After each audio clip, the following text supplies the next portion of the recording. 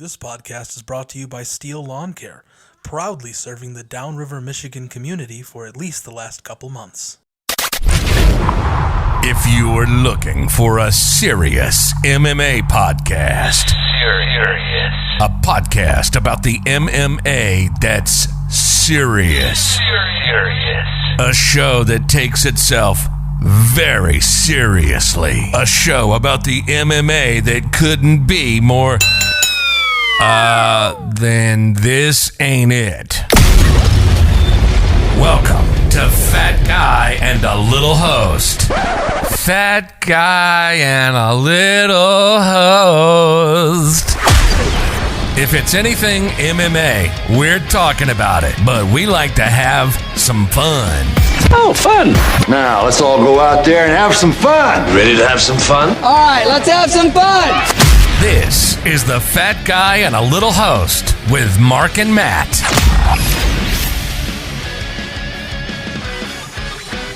Hello and welcome back to Fat Guy and a Little Host. My name is Mark, and I am the fat guy. And my name's Matt, and I'm the Little Host, and today we've come to your door to talk to you About our Lord and Savior, Jesus Christ. I was going to say the UFC. That's fine. Yeah, let's do that. Let's do that instead. Okay. Next time? Yep. Next time. I want to jump right into recapping last night's fights, which were incredible fights. We had a great card through and through, and a couple controversial things happened last night. Yeah. And let's start on the prelims. One of the big things, and I know that you didn't get to see this. I know you got in late last night, yeah, and you get the chance to see this. But Kai versus Brown, Kai won that 29-28 without a shadow of a doubt. Yeah, I'm gonna have to rewatch that one tonight. Yeah, honestly, you need to. It's an interesting fight, and it was a good fight. Okay. Like that should have been performed a fight of the night, 100%. But the fact that we still have this system where we rely on judges that don't understand 80% of the time, it feels like they don't understand how to grade and judge these fights. It seems like we get mixed decisions all over the place. But this, to me, was one of those instances of a very clear 29-28 victory for Kai. Okay. Move on to something you did watch. All right. Randa and Luana. And that nasty up kick and some Oscar-worthy acting. Yes. And I have to say, even Aljamain Sterling I was about to bring him up. retweeted the gif of Luana kind of looking dazed and out of it, and even he said he said something along the lines of, you did me proud kind of thing. Oh my God! So he's seen that attack. It's almost admitting to what happened, but that's not the point. It's an interesting point. So she gets up kicked, and to me, I think all kicks and stomps and stuff should be allowed. I no holds barred, man. I think that other than like groin shots. Yeah. And biting, and I even think light tickling should be allowed. Yeah, at least light. Yeah, at the very least. This is kind of what I was telling you, as far as when that rule was put in place, that if a knee is down, they can't be kicked, they can't be kneed. I get it. This is not the circumstance that rule was made for. No, not at all. This is not the type of fighter that they were trying to protect. No, it was not the type of dangerous position where a fighter's on the ground or the north south and he just unloads knees into the top of somebody's head and that could kill him. This is not that kind of situation. It's just not the same. Yeah. But all that being said, that was a banger of a fight. It was. Those ladies came out to bang. Yeah. And you gotta let me bang, bro. That's it. Gotta let me bang, bro. Let's jump on to the main card, which was just top to bottom fantastic. Yeah. I mean, not a single snooze on that card. Even the 3 fights that went to decision out of the 5 were still bangers through and through. Yep. Yeah, you gotta let me bang, bro. Definitely. Hashtag Julian Lane. Merab versus Cody. Yep. And I'm not even going to try to pronounce Merab's last name. Yeah, I'm glad you didn't. I see what you did there. Devalishvili. I'm not even he looks as if Justin Gaethje and Habib had a baby. And boy, oh boy, did he just spank Cody. Yeah, man. I kind of told you this a little bit yesterday. I'm not super high on Cody. I think he's a game opponent. I don't think he's a bad fighter. I think he's going to struggle with high-level competition, and that's kind of where I've stood on the guy since I first watched him, and he is a Michigan boy, so I am kind of somewhat of a fan of him for that. Yeah, that hurts. That hurts him being from Sparta, Michigan, which it's not super close to where we are. We are a Michigan-based podcast, but not far from here. But still, it hurts to rag on a Michigan, a homebrew boy. But yeah, so I don't want to harp on him. That's not what I'm trying to get at. I guess my whole point with Cody Stamann is that I kind of think his record may be a little bit better than he is. Yeah, 100%. That's kind of where I'm trying to get on him. Well, I think that as far as that goes, there's different types of fighters. There's fighters that take opportune fights, and they build that record up on purpose. And then there's fighters that just go out there and they'll fight anybody on the drop of a dime, man. They'll fight anybody. And there's a Michigan-based guy that you and I have recently been talking about. Yeah. That was featured on the Contender Series. Yep. Who sadly didn't win that, but I think would. And you think would give Cody a real run for his money. Yeah, I do. And we're referring to Taylor Moore. He's a bantamweight out of Michigan as well. I want to say his record is 10-4. So his record obviously is not as good as Cody's. But I'm not fully convinced that Taylor can't take Cody, man. I'm really not. On the feet, he's a problem. And he can wrestle, Well, Taylor's a very diverse striker. His kicks are great, and if anybody listening get a chance, check him out on YouTube. He's got some really cool highlight reels and things where he just looks phenomenal. Yeah, that's somebody that I think needs to get a shot. I agree. Yeah, that's just a rough go of it, man. To go on the Contender Series and then just get out wrestled. You know what I mean? You don't get to display anything that way. That's what sucks. That's what really sucks about it. And this was my initial takeaway. Let me say this too: when people go on the Contender Series and they wrestle somebody down and lay on them for 3 rounds, they have to know Dana's not going to give them a contract. So what is the point? I get record padding. No, but if you're there for the contract, you're not going to get it. They see people like Habib. That's all I got to say on that, man. It's annoying to me, though, yeah. They see people like Habib. They see people that, for lack of a better term, wrestle fuck people for 3 to 5 rounds. And they think, oh, well, if I can dominate a 3-round or 2-round or whatever it is, wherever they're fighting at, whether it be in Contenders or the Ultimate Fighter or wherever it is, they think, oh, this is my ticket. Yeah. This is my way in. And it's not, because, Dana likes to see fun. Yeah. Dana likes to see fun, and Dana likes to have fun. Moving forward, Sean Strickland just outboxed Jotko. He looked good, man. He looked really good. He dictated the pace. He dictated the distance that the fight was fought at.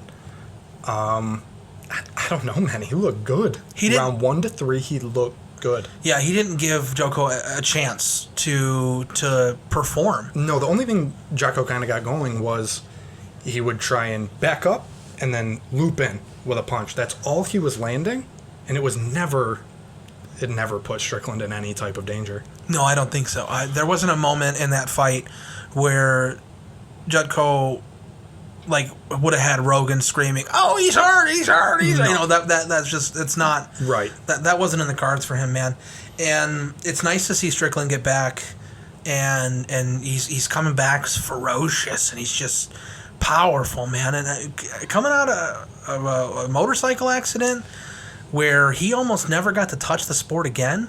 Yeah. And him being successful in the way that he's been, super impressive. And you got to give it to the guy. He's got heart and determination, and he showed that through his accident, through his recovery, and through the fight last night. 100%.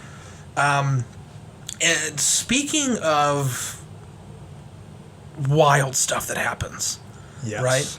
Kutalaba, or as my phone likes to say, cute lava, Okay.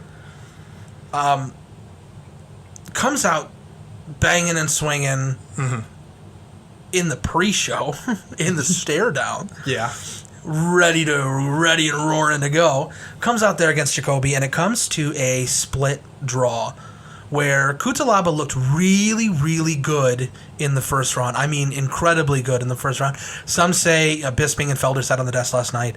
They said, yeah, this is for sure, or it's probably or possibly a 10-8 round, but Bisping seemed pretty confident. I don't think that I was as... I understand if it was a 10-8, but I was leaning more towards the 10-9. I think you need to do even... I think it needs to be even more dominant than that to get a 10-8, in my opinion. Yeah, see, I was kind of swinging the exact opposit of what you said as far as I was kind of leaning towards 10-8, but if it were a 10-9, I'd say, yeah, I could see that.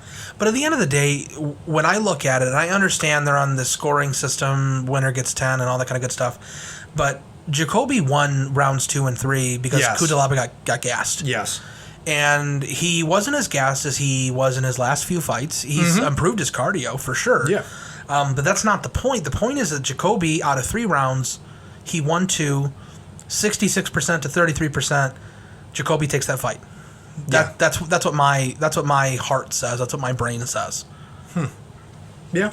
But they both look. It was a show, man. Yeah, I mean, if you give that first one a 10-9, then I would definitely have Jacoby winning. Yeah, 100%.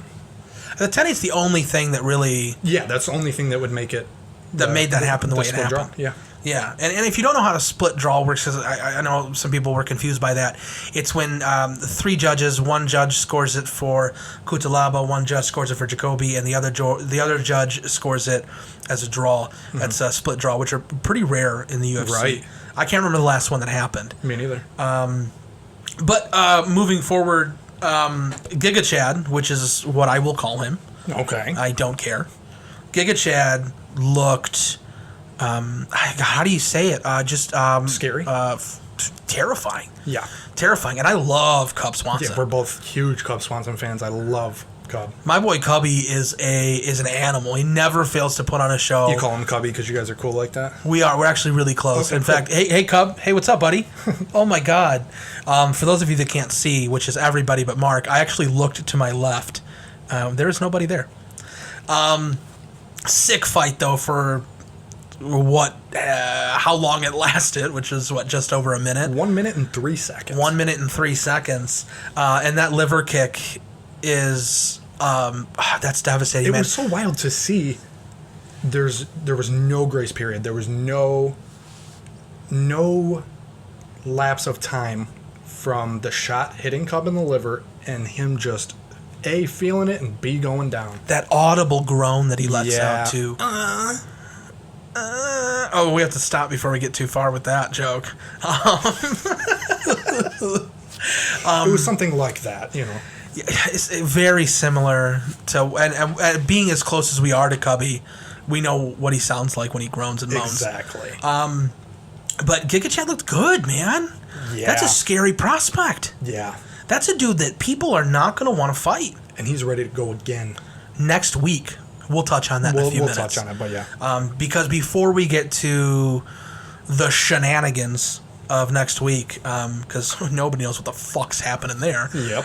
Let's talk about the real stake of this meal. Yeah. Let's talk about Dominic Reyes, your pick, Yes. versus my pick, Yuri Prohaska. Oh, rub that in.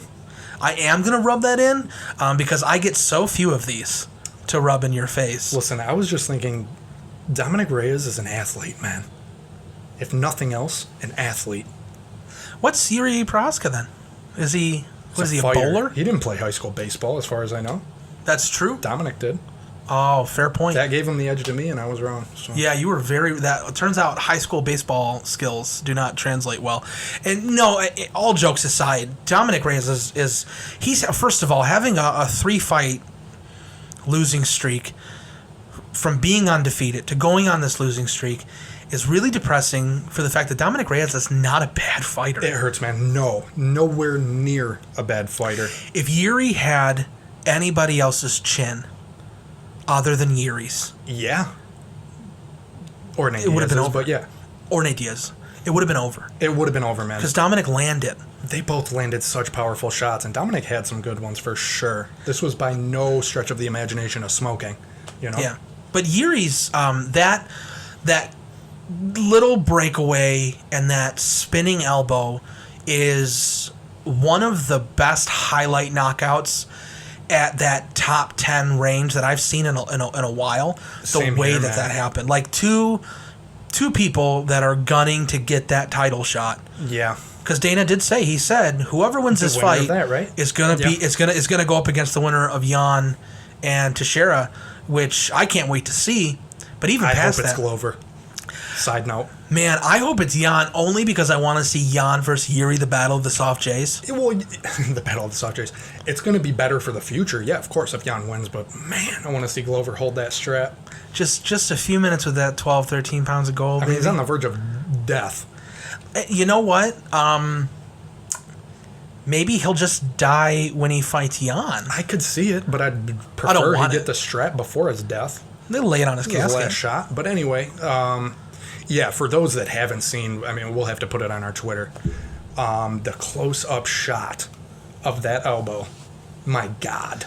Gross is the only thing I can, like, this is just one of those moments in a fight where you watch the slow motion replay and you look at Dominic as he gets hit by that elbow and his head just shoots to the right, and it's just A lesser man was it. would have perished and turned to dust. straight dust. Like, It's a shot, man. it was beautiful though. I mean, it truly was. It was artistic. He's got that samurai warrior spirit flowing through his Yuri bones, and he made it happen. He went out there, he made it happen, and that is what it is. Yeah. He really did something special. So we said, or we mentioned that we were going to touch on this in a few, and we're going to get back to it now. During the post-fight interview with Kikachad, Yeah. he says he calls out Max Holloway, and he calls out Cater. I think Cater is more realistic, Me too. and in hopes that, let me say this. I don't want Max to go down the way Tony Ferguson did, take an unnecessary risk, and then get removed from the title shot. Don't want that to happen to Max, so I really don't like that fight for Max right now, being a Max fan. But even that aside, I do think Calvin Cater is A, more likely, B, that would be fucking fireworks. That would be such a cool fight. I mean, it would be nonstop until somebody died. But didn't he say he had a third option? He did. He's like, he's posted on Twitter that he's ready to take a fight next week to save next week's card. Somebody's got to do it. Somebody's got to do it because there's no fucking card for next week. Yeah, I was going to say somebody's got to do it, and hopefully it's not Michelle Watterson. We appreciate the gesture, but please no. Listen, I'm all for Michelle Watterson and what she brings to this table, if you know what I mean. Me too, just not as the main event. We're feminists too. Totally. Straight feminists. We believe in feminism.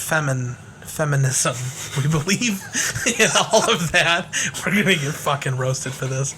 No, but Michelle Watterson and Marina Rodriguez is not a main event fight. No. It is a co-main at best. At best. At best. To me, that's a prelim, in my opinion. But I get it. I agree with you. I have a strange feeling that either they're going to randomly fill up that card real fast, Yeah. or Which we've seen happen before. or they're going to scrap it. I don't want Yeah. them to, but it's a possibility at this point. Yeah. There's not enough booked that is official. By the way, you can look online and find all sorts of fun things, but nothing's been officially released as of the recording of this podcast. That being said, that leaves us with the reason for the blank card, for the most part at least, or for some part of it, is Dillashaw's cut. Yeah. It's a nasty cut, man. It's a nasty cut, and and he's got two big slits The one above his eye and the one between his legs. Dillashaw's got two slits on him. Dillashaw hater, man. I don't like Dillashaw, bro. I never have, and I never will. It's not because of steroids, but why is it that I'm always a fan of those that do steroids? It's because it's steroids. I'm fairly certain. I'm a big advocate for steroids. If you know what, if everybody was on steroids, that's what I'm saying. Yeah. Then it would be like nobody was on steroids. And what's the difference? Everybody gets to look more It would cut. just be more fun to watch. TRT Vitor was way more entertaining than regular Vitor. Well, of course. That's beyond the point. But here's what I want to see. Yeah. This is me riffing here, but this is what I want to see. Okay. I want to see Sanhagen versus Jan for an interim title shot because Aljo's going to be out for the rest of the year. Yeah, it does look with like his it. surgery. That's what it looks like. Mm-hmm. Now, Sanhagen, Jan, interim title shot, unify the belt when Aljo gets back. Mm-hmm. Who takes that fight?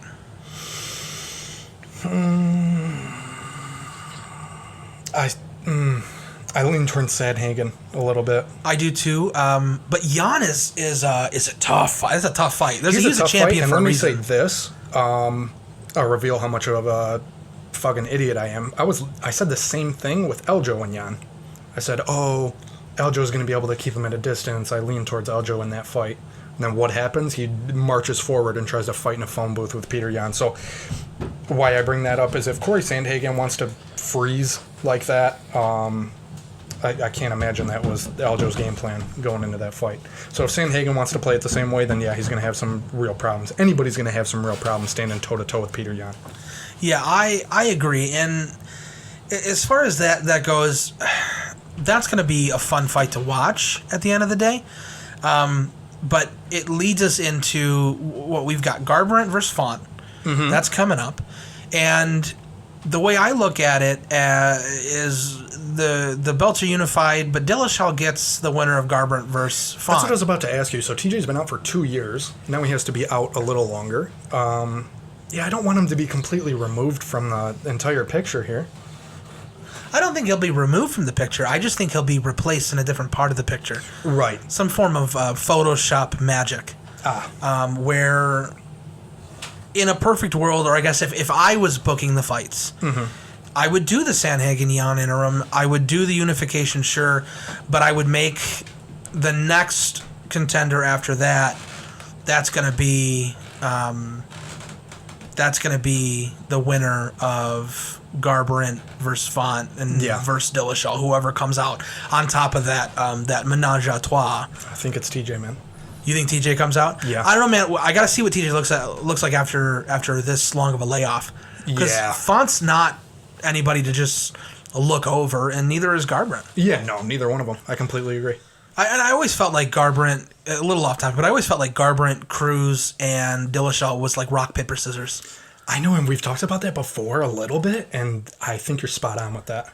It just that's what it seems like to me. Now I don't know about Dominic Cruz anymore, right? But nevertheless, that's an entertaining kind of set piece of matches that could happen, that I'd like to see happen. Yeah. That I think that's the right move for the division to make. And then you've got losers fighting losers. You've got if Aljo gets loses and Font loses, that's a fight that you could set up. There's so many options. Yeah. With so many good names of exciting people to watch. I mean, you don't have to like Cody Garbrandt to know that you want to watch him fight. 100%. I don't have to like TJ Dillashaw to know that I will absolutely, I'll pay whatever ungodly amount ESPN wants to charge me, not a sponsor, to watch Dillashaw fight, because I love to watch him fight and I love to hope that he loses.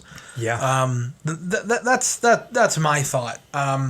But really, the issue is that we kind of got a little off topic, but the issue is that there's no fight card for next week. There's no fight card at all. There's one prelim set up? There's like a prelim set up, and that's the only thing that's really official. Yeah. There's other stuff that's kind of in whispers, but I don't even want to bother talking about that stuff. Yeah. I mean, they should just let us be matchmakers. I'm thinking, I don't know, this is just off the top of my head.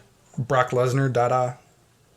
5,000, 3,000, what is it? Dada? That's Andre 3000 from Dada 5,000. from Outcast. Yeah. Outcast. I'd love to see Andre 3000 from Outcast fight Brock Lesnar because I would love to see that. That's on an episode of Cops.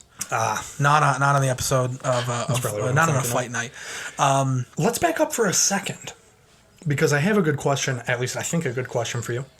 What is next for Dominic Reyes? We talked about how unfortunate this is for him. How he didn't look bad last night. How he just got caught with something. I mean, it was a matter of he looked good, his opponent looked great. What's next for Dominic Reyes?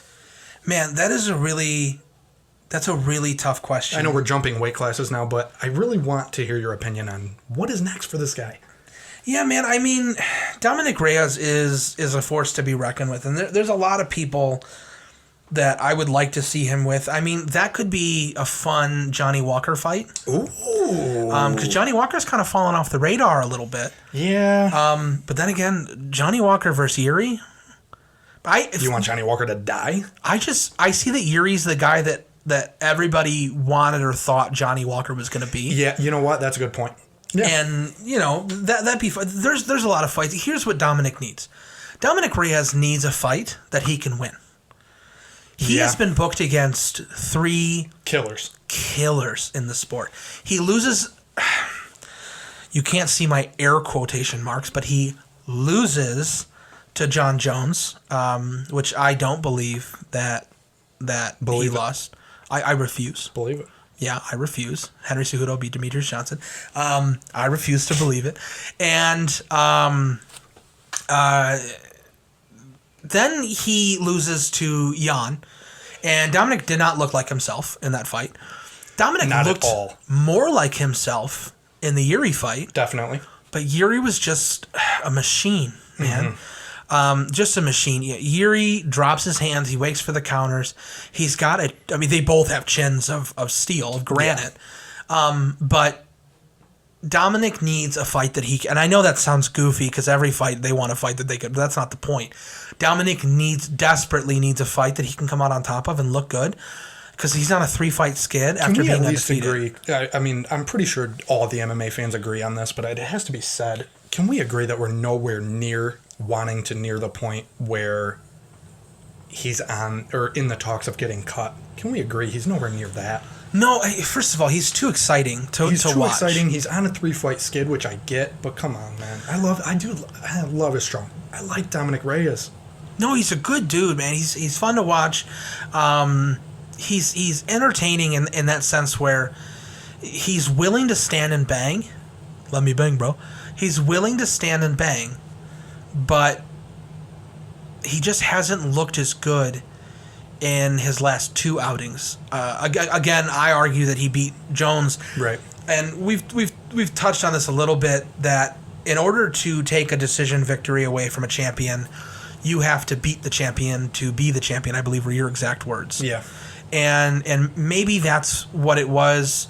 What a different situation we'd be in had Dominic Reyes got that victory, got that decision win over Jones. What a different landscape that we'd be in. Especially, we always talk about the curse. When you go on a long win streak, lose one, it can completely change the trajectory of your career entirely. Which seems to be what might have happened in this fight.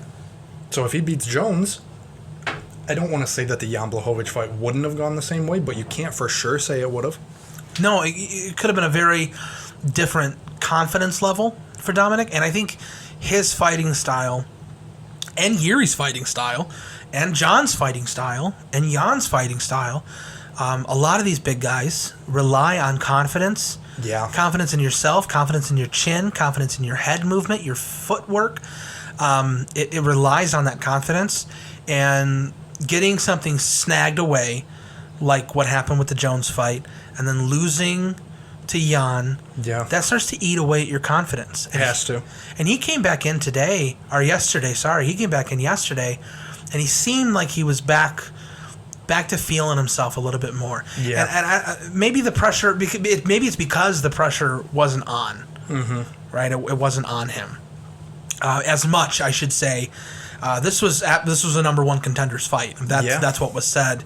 And now one of them gets to cash in their money in the bank. Well, that's been Fat Guy and a Little Host. And one more time, I'm Matt. I'm the Little Host. And I am Mark. I'm the Fat Guy. Good night.